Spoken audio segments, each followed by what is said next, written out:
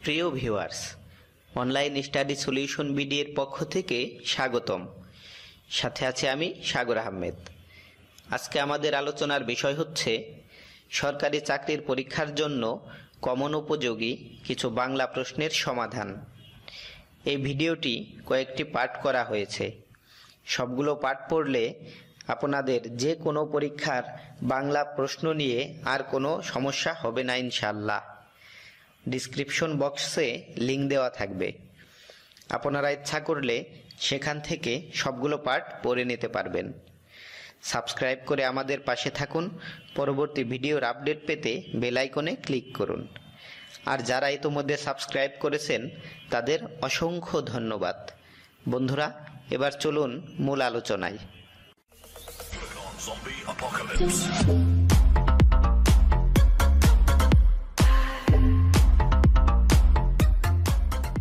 নিষিদ্ধ লোবান গ্রন্থের রচয়িতা কে? উত্তর, সৈয়দ শামসুল হক। তন্নি শব্দের সঠিক সন্ধিবিচ্ছেদ কোনটি? উত্তর, তনু যোগ ই। ফরাসি ভাষার উপসর্গ কোনটি? উত্তর, কম। সংস্কৃতির ভাঙা সেতু গ্রন্থের রচয়িতা কে? উত্তর, আখতারুজ্জামান ইলিয়াস। কোন সাহিত্যদর্শের মর্মে নৈরাশ্যবাদ আছে? উত্তর, আধুনিকতাবাদ। জৈনক শব্দটির সন্ধিবিচ্ছেদ জন যোগ এক। পাখি সব করে রব রাতি পোহাইল পংক্তিটির রচয়িতা কে? মদনমোহন তর্কালঙ্কার। এ মাটি সোনার বাড়া, এ উদ্ধৃতিতে সোনা কোন অর্থে ব্যবহার করা হয়েছে? বিশেষণের অতিশায়ন। লাঠালাঠি কোন সমাস? ব্যতিহার বহুব্রীহি সমাস। নষ্ট হওয়া স্বভাব যার, এক কথায় হবে নশ্বর।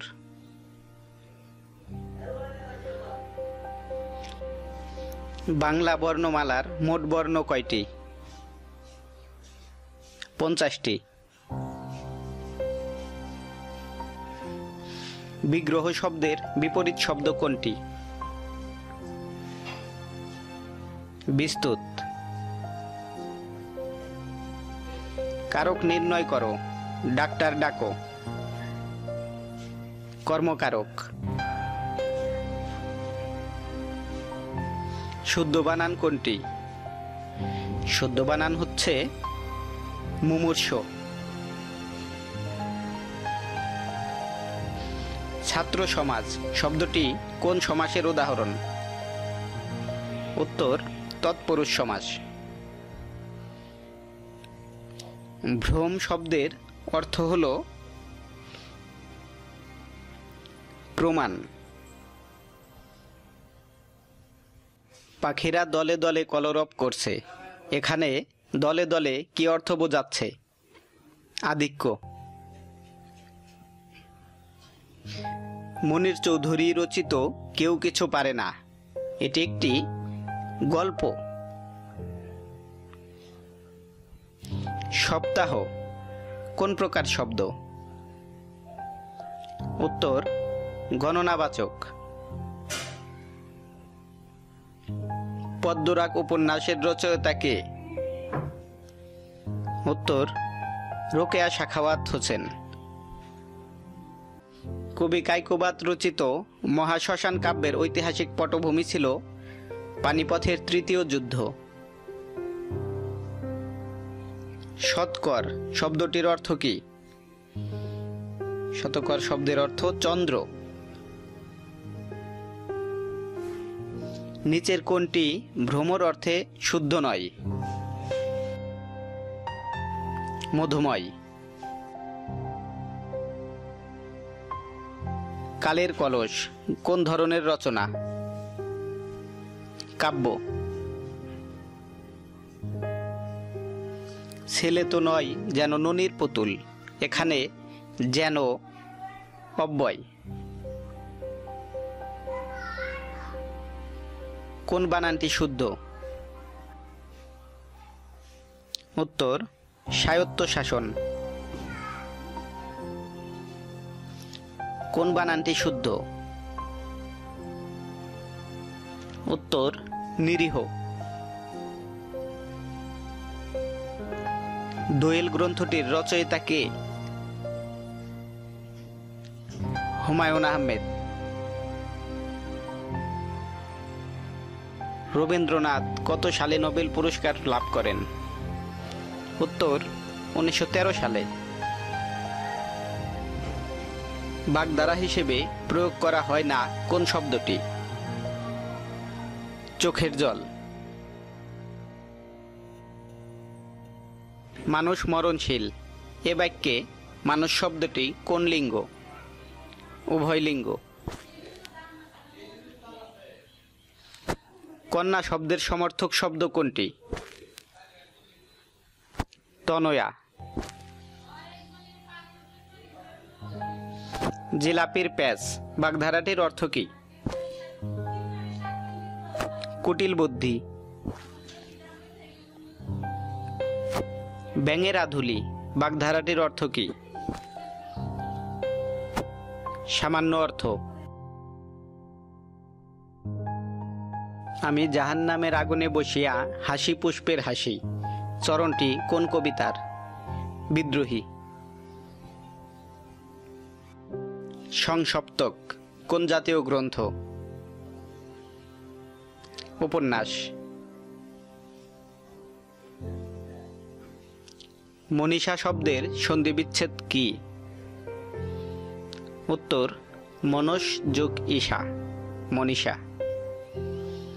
ক্রিয়াপদের মূল অংশকে কি বলা হয়? উত্তর ধাতু। উজ্জ্বল শব্দের সঠিক সন্ধি বিশ্লেষণ কোনটি? উৎ যোগ জল, উজ্জ্বল। স্রোতস্বিনী শব্দের অর্থ কি? উত্তর নদী।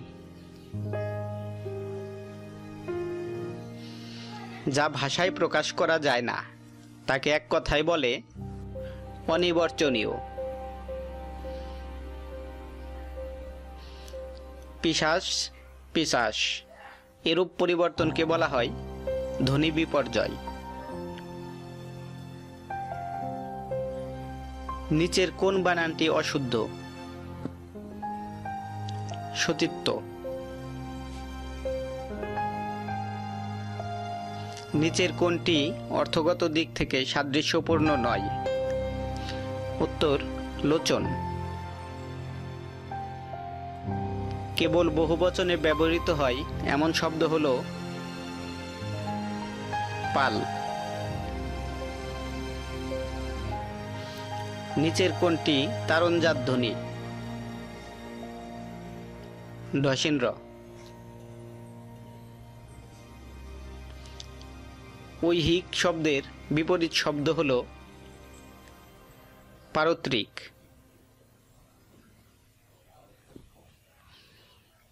কোনটি শুদ্ধ বানান?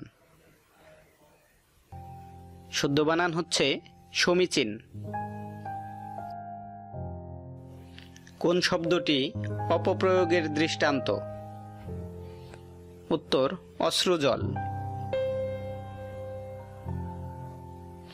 নিত্য স্ত্রীবাচক শব্দ নয় কোনটি?